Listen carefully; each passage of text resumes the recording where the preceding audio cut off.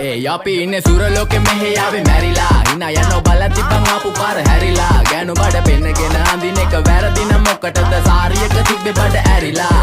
ඩෝංගල පතු වෙන්න ඕන් දැම්ම මාළුවන්ට පාන් දැම්ම වගේ ඇවිත් හාල යන්න එන්නේ පහල යන්න ඇවිත් අට වාල යන්න අපි ගැව්වේ මොරන් නිසා පදිරි වෙන්නේ නෑනේ ඔය සාලයන්ට